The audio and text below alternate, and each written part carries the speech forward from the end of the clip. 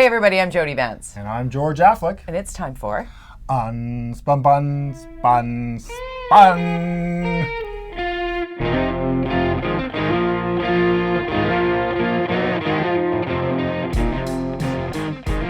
Wow, that was good. Did you just come up with that one? I did, and I'm thinking there's some ominous stuff today. Some stuff that's, I think, kind of dragging. Dun, dun, dun, dun, dun. I love that. Okay, I'm ready for the drums. The drums. So we're just going to straight UnSpun City Hall. We had a lot of stuff at Vancouver City Hall, yeah. Vancouver City Hall specifically. Busy week. Busy week. The budget, number one. It's so funny watching you on Twitter. If you don't follow George_Affleck, George_Affleck on Twitter, you need to. And on Facebook, as a matter of fact, because that's where you're like, back to the drawing board. Sorry. That was loud. I know. Back to the drawing board. Oh my God, this budget, 8.2% increase plus for services. So an average increase to taxpayers of 9.3%.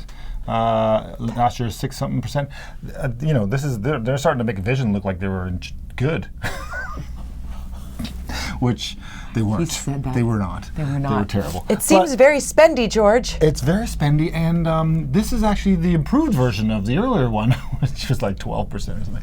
I just think that this is insane. It drives me crazy, and of course, everybody's, Adrian Carr's like, it's the price of a cup of coffee. What's the big deal? I hate when politicians use that analogy because, my God, if you think about the last 10 years, how many cup of coffees am I buying now? Like, I'm coffeeed out because I've got about 100 cups of coffee a day thanks to Vision, and now this is out of control. And the message should be, we started making our coffee at home and taking it in our own little mugs a long time ago because we can't afford the coffee because of the taxes. The only people who can afford the coffee these days are the 47 or 43 communications staff people at City Hall. Why are they still there? I don't know. Can we start with that? I mean, here's the challenge. Of course, you look at the budget and you go, okay, well, what do we cut?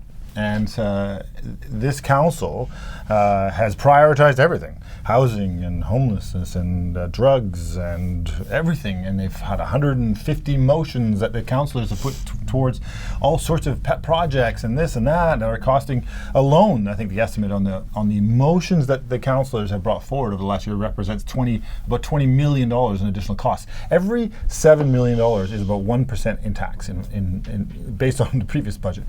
We're pushing about, I think it's $1.6 billion budget now. $1.6 billion. This is bigger than this is getting the size of the provincial budget almost. For Vancouver. This is a not city Metro of Vancouver. 600,000 people.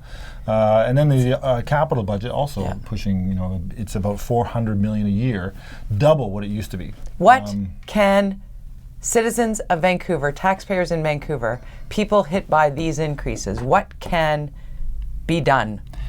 Well, they should not elect some of these people. But too late, right? But too late. So we were promised that the opioid crisis would be handled and the affordability issue and homelessness would be covered and all this stuff. I mean, with Vision, the homelessness was going to be solved years ago. Yeah, and exactly. And we spend a lot of money, and a lot of money in the budget goes towards that issue. And but it's not working, fixed. and housing is representing a huge part. The police represents about 1/3 of the budget. And looking for way more. And they're looking for 50 new staff, and they can't even actually find the police to hire that they have available now. They want to add more, not to mention Doug McCallum is going to steal all of the police in Surrey. Let's dial back to, let's rewind back to, if I hate this budget as a Vancouver taxpayer, what can I do? Here's the problem. So you have to show up. You have this window, I think it's all of next week, that they'll have hearings at City Hall, and you can go there and you can scream and yell. Traditionally, nobody does. In my experience, nobody shows up to the pre-events. Barely anybody comes and complains about it. So the perception, of course, is that then nobody's worried about this. Even the budget itself has a report saying people think that we're spending about the right amount. 60% of the people say yes, or they have this whole weird way of spinning it in the budget about how people are okay with increases. But I would say that if you're looking at anybody who lives in Vancouver, where the average increase is about $300 a year. Every year you have $300. I mean, and I know that people who rent say, well, we don't have, owners of homes should pay for this. But if you're renting, it's owned by somebody, and they're going to pass that on to you somehow.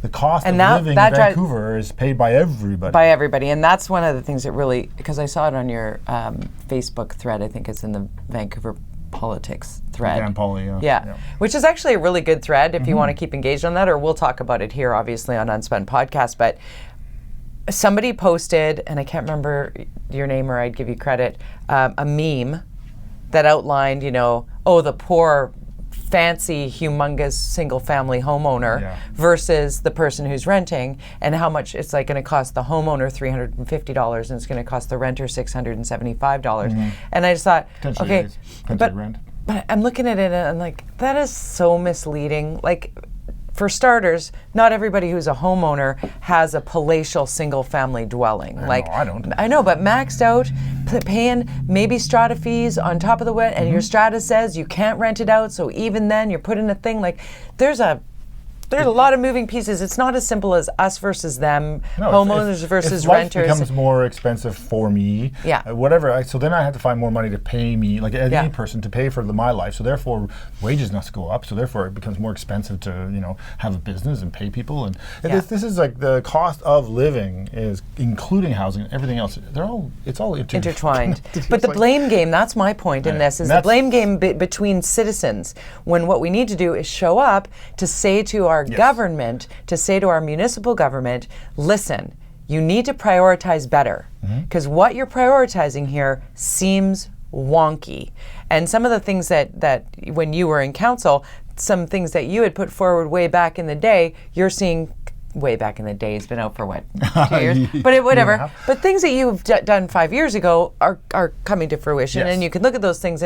But it seems like the rollout of the things that we need is just so slow from a consumer end. Well, there's no relief to the government is slow. What? The affordability crisis is not being helped by massive tax increases. And that to me is like, a lot of people don't know that a nonprofit housing complex, a social housing, have to pay property tax. Yeah. As much as everybody else. And so guess who has to pay that property tax? The people who live in that social housing. So, and the margin between making a social housing viable quite often comes back to taxation. There are nonprofits that go, we can't afford to build nonprofit housing because we can't afford the property taxes in Vancouver. Yeah. So therefore, we're not building it. We can't be a part of this process. The provincial government won't give us enough money. There's no funding from the federal government. How are we supposed to build social housing if you keep taxing the land that the property, that the development is on, whether it's social housing or non-social housing or whatever, the cost of living in Vancouver and the cost of being on a piece of land gets more and more expensive.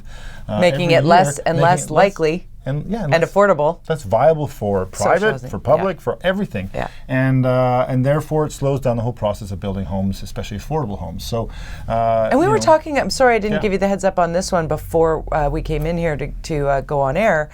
The whole rezoning plans in the Dunbar area we touched on last week on the show. Appear to have approved the 4-story, 6-story side. I'm so excited. That's the gentle density that I have been saying for a year now on this podcast, of like the NIMBYs that a year ago were like, oh hell no, not in my backyard, are now like, oh yes, please, in my hollowed out neighborhood where nobody lives anymore. It seemed like they had less of a problem with this concept than they did with the duplex thing that when I was there. Oh really? I don't know why there was less controversy. Maybe the duplex thing got them ready for this. Because when I was there, we had the duplex. We rezoned pretty much the whole city, or tried to. Half of it we succeeded. The other half they pulled back on. We pulled back on. I was opposed to it because there was no process at all. There was no process. In this case, I don't really understand the process because there doesn't seem to be a process, but people don't seem to be quite as angry about it. But there were the usual suspects. I think there's a hearing, from what I understand, for each new development there will be a hearing. Not a public hearing, though. I think it's going to be it'll be. They're going to pre-zone these sites, and then they'll go through a staff hearing. A certain distance from parks and schools and what have you. And there will be the 4-story rental only. Which is like Kits, right? Kits, where you live, that area. I loved renting in Kits. You live on a street. There's a 3-story walk-up. Which is kind of often junky. Yeah. Because they can't. But you don't need the amenities. But you also don't need the gym in the facility if across the street is the community center. Like, it's not brain surgery to say, okay, that's less expensive to build and less expensive to rent if you don't have, that square footage allotted to the gym or whatever it is, the extra amenities. So, but it's great to approve it. But we did have a process for what we call the MERP program, and only 2 of the 6 projects have actually even got started, or is even the process started, because it goes back to taxation. Yeah. It goes back to, it's just the math doesn't add up for these developers. And the red tape to get things done. Like, the permitting is... Those projects they're supposed to be sped up, but they just don't, the math doesn't make sense, even if we're giving them land. We're giving them land, basically, and say, build something here, and nobody wants to do it. So, Are we ever going to get out of this cycle? Because somewhere in here, someone's making money. So is it the property taxes that are being collected on the empty? And that's the City of Vancouver with $1.6 billion budget. Right, but it's not getting done. It's not getting fixed. Like, okay, if you were in charge of everything, they're fixing the province's things. They're fixing the federal thing, housing and homelessness and healthcare and all these things. Hey, what about the sidewalks? What about if we're going to build social housing? Where is it going to be? Why is that area by Olympic Village, which the city owns, this giant piece of property between Cambie Street Bridge and Olympic Village? All city land. Yeah, that's where Cavalia goes, right? Sitting empty. Sitting empty. Nothing is in even the works for that site. What is going on? Why is that not a priority? Why are we not looking and working with a developer who will say, I will build 1,000 social housing units on this site, and I will also build 1,000 market homes so that I can make my money? Nothing is happening, and I don't get it. And it doesn't seem to be a priority for anybody. All they want to talk about is Langara Golf Course and put housing in there. Don't make me crazy. Don't bring up the golf course. 50 acres right downtown. That's it. And they want to rip up the green space while leaving that paved area. Yeah. Come on. Or another one that gets me before we move on from this topic is the attrition that we see in trying to get this sort of housing built. And yet, I have never seen anything go up as quickly as that Park Casino and all of the buildings around it, around BC Place. Like, they broke ground and it was done. Mm-hmm. Like, broke ground, done. Like, somewhere, somehow, the money, and it was 24/7, 365. There was construction there on Sunday mornings at 8. Because I like to get down to Costco early, but when I'm driving around, I'm like, oh my God, like, you can do it. I'm not mad that they did that. I'm mad that we can't build social housing as quickly as we can build the expensive casino. Well, it's that relationship between the feds, the province, and the city. The city should be the provider of the land. Yeah. There should be a report that comes to council, in my mind, and I think it was Elvira Lount who I went back and forth on Facebook on this, and she brought that up. Why, what about, waiving the taxes for social housing and absolutely, why not? Why not? What's the math on that? What impact will that have in a positive way and in a negative way for the rest of us who are property owners? But I would say that we can do the empty homes tax that they're going to jack anyway. So let's refill those coffers with different money that's coming in. Let's get started on that now. Let's do it. The staff report came about the empty homes tax, which has been a great success. All 70 units have been added to the rental pool in the last year. But how much money? We've raised $30 million. I think it's been raised $30 or $40 million. But how much of that is collected is questionable. And how many lawsuits the city has against them? I think there's 12 lawsuits or something against the city related to this taxation. Oh, I didn't know that. And there is now the mayor, as part of this report, the report said, let's leave it as it is, leave it as 1%, because right now we're worried that people will start hiding and they won't tell us that they have empty homes, which of course they will. I mean, that's generally what if you tax people too much, they start finding breaking rules. Because they're like, you know what, I'll take the risk. Yeah. And so the report said that's 1%, but the mayor, who made a promise that he was going to raise it to 3%, didn't respect the staff report and decided that he's going to raise it to 2% over the next 3 years. And so it's going up, and that's more revenue. It's going into the coffers, into the city hall. But that money is meant to be dedicated to housing. But yet here, nothing's getting built. Being built. Nothing. Back to that. Like, the mayor better get busy building some housing. I think he said 2,500 a year he was going to build in his time. Didn't he say that? I think so. And how far in are we? Yeah, we're negative for the year. I think he's back. We didn't even get the ones that were set that we did when I was there built last year. So he's behind. Let's talk about another thing in council that you were a part of back in the day. I just like making you sound old. Back in the day. Back in the George Affleck days. City council. I did a voiceover for a commercial once a client of mine, and I got to do an old man voice. Why, that's a fishing rod. Amanda's favorite line that I bring up. Brava. Yes, it was. And now it's forever here on UnSpun 47. It's magic. This, as is the plastic ban and straw ban, the plastic bags. And you and I have had a lot of conversations about this, because remember, I wrote the column about the plastics and why. Actually, I had a tweet. Single-use plastics. I'm standing in front of the pop bottles at the 7-Eleven. and everybody's talking about water bottles, and I'm standing in front of this wall of plastic bottles. I'm like, why not just stop making the plastic? And Twitter went nuts when it got to plastic straws.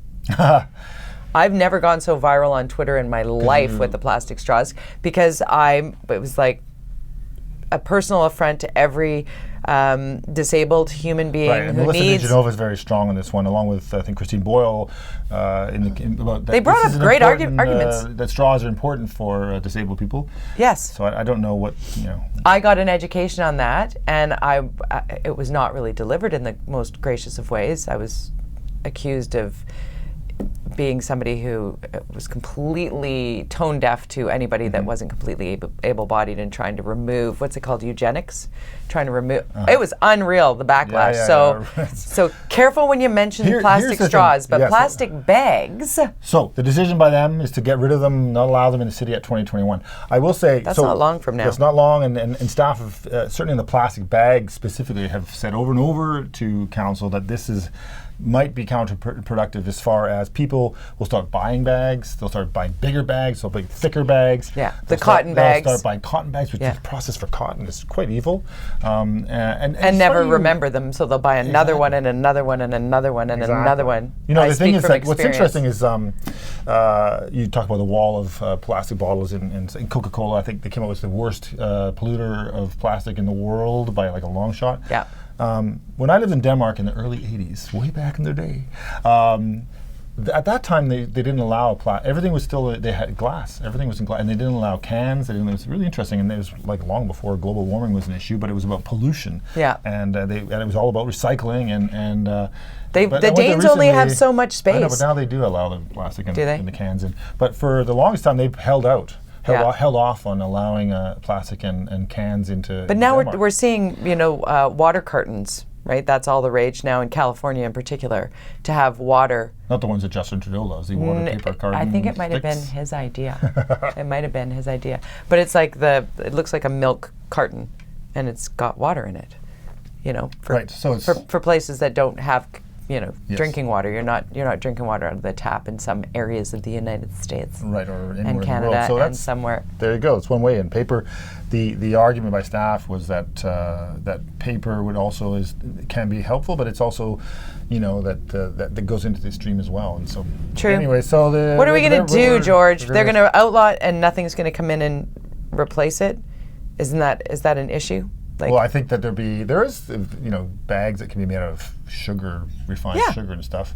So but they're more expensive. See. I mean, this does force innovation sometimes. But if it's only one city doing it, then it's challenging, because it's all based on volume. So we'll see if the other cities follow Vancouver's lead. The plastic bag ban happened 3 years ago in Bellingham. And in Victoria, I think last year, right? Yeah. Yes. But it's anyway. It's we'll have to keep our eyes on it. I know. Time will tell us. You got a good news. Oh, here goes old man voice again. But a good news story. Which chandelier? Oh, you want to? Let's do it. I just want to talk briefly about that. Because that's also a city. Is it chandelier or is it vandalier? Vandalier. Yeah, I don't know. It's cool. I was there last night for the launch. Yes. As was the mayor, and Rebecca Bly, I think, was there, the councillor, and a lot of speeches. I think it's really cool. I think it's like the crazy steam clock in Gastown that people go and watch. This thing goes up and down twice a day.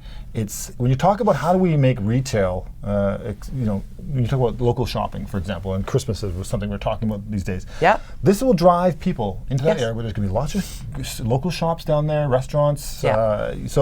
I like the steam clock analogy. Drive traffic down there, and I think it's going to be. And it's really cool. And it's this whole movement. Oh, we should be building housing. That money. How dare we?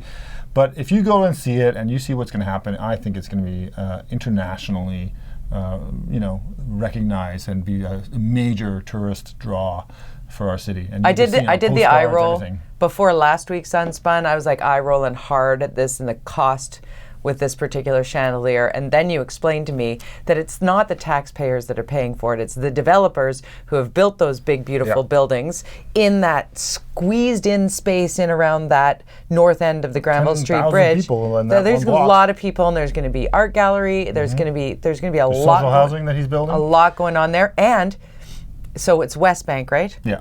And then, so the artist, Canadian, Vancouver, super globally renowned, successful artist, who chooses to live here because he loves his hometown and created this. And I thought, okay, that's a really cool story that most people who are poo-pooing this don't know. That taxpayer dollars are not paying for it. The evil developers are paying for it.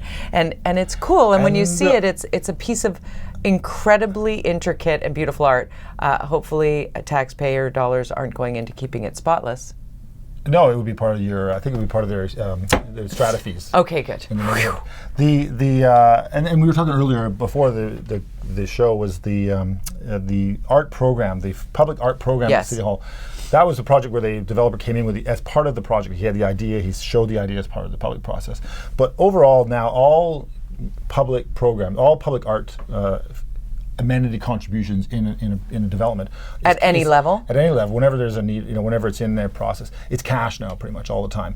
And so that goes into a fund that then there is a committee that decides on how that money will be distributed, and there's a priority for local artists that is built into that and embedded, and all levels and all sizes, as well as to have that art distributed across the city. And so it doesn't get put in these major developments or so sometimes it's the stack of cars. And sometimes it's something you don't even notice. So it could be something really cool, a little sculpture or those little chairs that are down at Kitts Beach. Exactly. They're all over the city. Sometimes they're hard to find, but they're quite often and more often they're local artists. And then that fund you were talking about, maybe there's other ways that this money could be used. And I think that's it's a good question to ask, and it's a good Here's question my for question councillors I asked to address. This is what I asked George in our pre-show meeting today. Is like, couldn't we take some of those funds, given the way where our city and affordability is really knocking the knees out from underneath artists and people who aspire to be artists, not even established artists, but just artist space are being gobbled up. Property taxes, higher rents, lease rezoning, all these things, where there used to be this sort of cornucopia of artisans in Vancouver. They're being forced out. Could we not take some of those developer dollars and subsidize some areas that are specific to art, to artists? Maybe not necessarily a live-in workspace, but certainly a workspace. Is there some way that can? There's that's nothing my that says idea. you can't do that, but it's not embedded in the roles and responsibilities of that committee. Yeah. But hey, it's a good question to ask this council. Thank you. I'm going to write a column about it. I'm going to try. I'm going to push that one forward because I like the idea. And I try to get my son's all into art, and he wants classes. And I started looking into it, and it is remarkably expensive, like almost as expensive as hockey. And hockey's expensive, and but there aren't a lot of places that you can enroll and do a significant immersion, like real get into it art without it being like the legit only spaces maybe, and very reputable, beautiful, but in such high demand that it garners that expense. Okay, I'm gonna take off my gloves here. Expensive to become an artist, by the way. It is, but it's really not you don't make a lot of money. You don't make a lot of money, but we need art, right? We need art. Disconnect there. Here come the gloves that come off that say that George and I are constantly agreeing on everything. Oh God! I have a real problem with the NPA today. Oh, who? The board that we were talking about last week. What's that? I gotta go. Yeah. No. Yes. A couple people were voted into the board that you had spoken about, right? Yeah. People that did you endorse them? Two of the people I mentioned, I endorsed, got in. Unfortunately, Mark Angus, who was the chair, lost his bid. Good guy, moderate. And the other two people that got in are considered moderate, probably federal liberals, I would think. Or progressive conservatives. I think there's a real mixed bunch of people there. A friend that I used to work with, a colleague, actually I should call him my colleague, longtime colleague of mine, who I worked with at VTV, he was in finance there, Corey Sue.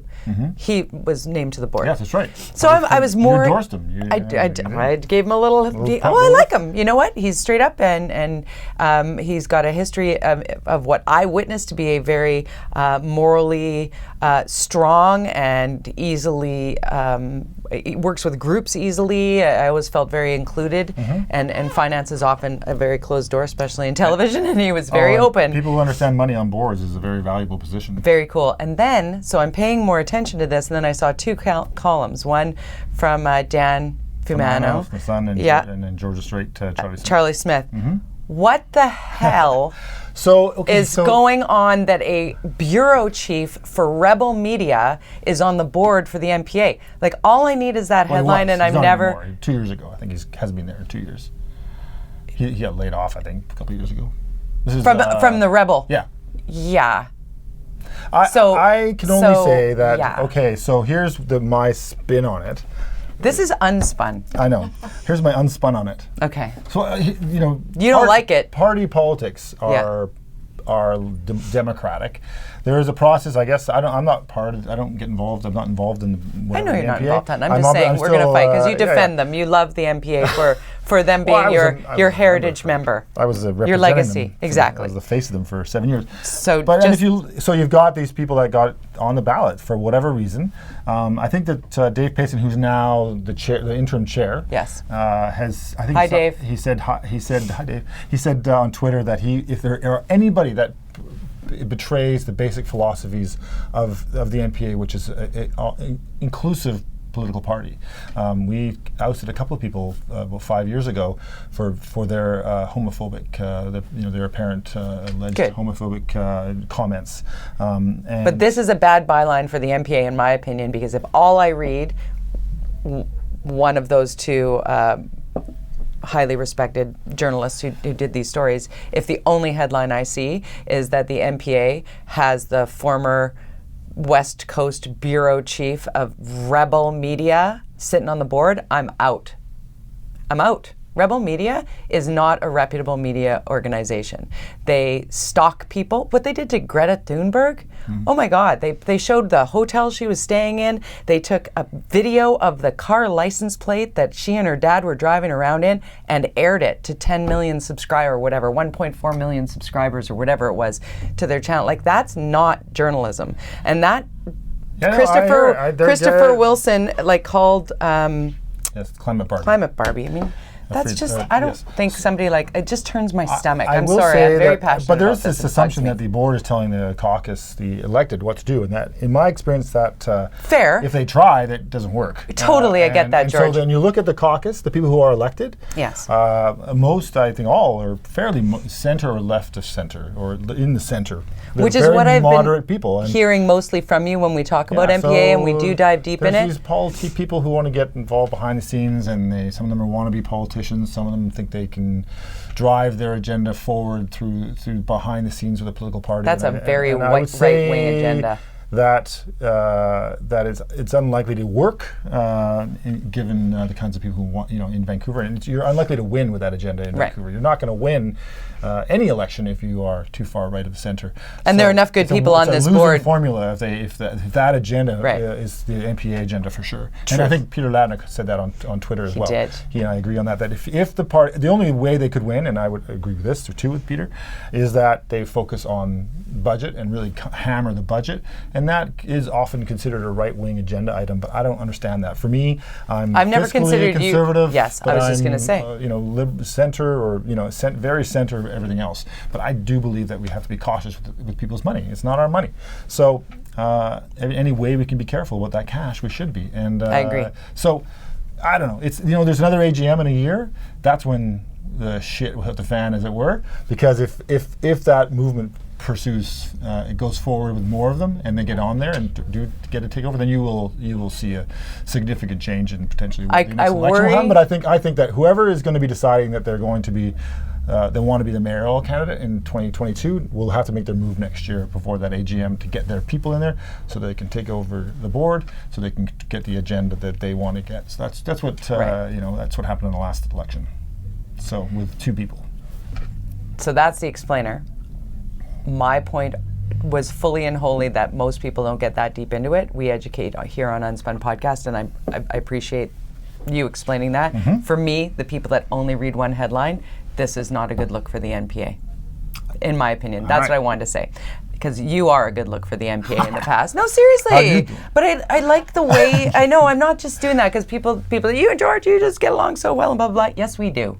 We do. Good looks. Brad West, success assured. Good looking. Yeah, Brad West. got 2 wins this week. Yes, we're going to wrap up because he got 2 wins. He got the UBCM. UBCM's not going to allow foreign countries to donate or be a sponsor at the UBCM. So the kudos to Brad for pushing on that agenda, as well as this ride sharing in the Tri-Cities. They're going to push forward with a more logical process than Vancouver is doing. So his quote this morning was the best when he's like, "People are just so sick and tired of government dragging their feet on things." I'm paraphrasing, but basically, people are tired of something that needs to happen and having to wait while government just drags you through it. So I like the way he's vocal. We've always said we've been big fans of Brad West. So kudos to him. Pragmatic politician kind of guy. Last but not least, my column this week, if you can't afford Christmas and you go bah humbug and you're like, I hate this, and because a lot of people do, it'll cost you Christmas? I haven't started planning for it. Is it soon? It's coming. Oh, better start thinking about Don't you have those people that have like the countdown clock that starts in June? That's my kids. That's my kids. But I found this, and it's not a new initiative. It's writing to the troops. Yeah. And we got to do it. You can read my column at the orca.ca. It's got the address and everything that's in there, but the call to action is fairly quick because you need the letters to be in Ontario by December the 6th. So time is short, but you can get them in there, and they just really want kids to draw pictures and just a couple words of kindness. Thank you for your service. We appreciate what you're doing. To any Canadian soldier, it's all there, and you get it in the mail, and it'll go everywhere from Syria to Iraq to south of the border, wherever the service. Thank you for your service. Don't put any care packages in, no things, just paper with words on it. Whew. The Orca.ca at UnSpun Podcast. George _ Affleck at Jody Vance. I'm exhausted. I'm not good at yelling about things with you. Bye-bye. Bye.